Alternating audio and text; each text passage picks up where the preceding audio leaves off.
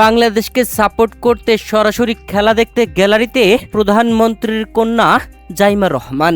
আর গ্যালারিতে এসে হাসতে হাসতে একই কাণ্ড তার। প্রিয় দর্শক, পাকিস্তানের বিপক্ষে 3 ম্যাচের ওয়ানডে সিরিজের প্রথম ওয়ানডে ম্যাচে মিরপুর শেরেবাংলা জাতীয় ক্রিকেট স্টেডিয়ামে মাঠে নেমেই টসে জিতে ফিল্ডিং এর সিদ্ধান্ত নেয় বাংলাদেশ দলের অধিনায়ক মেহেদী হাসান মিরাজ। আগে ব্যাট করতে নামা পাকিস্তান 2 ওপেনারেই দারুণ শুরু করে।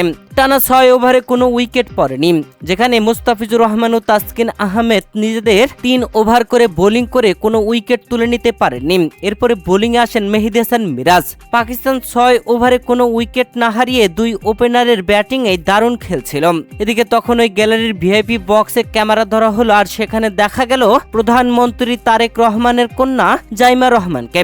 ব্যারিস্টার জাইমা রহমান এ সময় আঙ্গুল দিয়ে তার পাশে বসে থাকা মহিলাকে কি যেন দেখাচ্ছিলেন আর রীতিমতো হাসছিলেন। প্রিয় দর্শক, পাকিস্তানের বিপক্ষে প্রথম ওয়ানডে ম্যাচে মাঠে লড়ছে বাংলাদেশ, আর বাংলাদেশ দলকে সাপোর্ট করতে গ্যালারিতে বসে খেলা উপভোগ করছেন প্রধানমন্ত্রীর কন্যা জাইমা রহমান।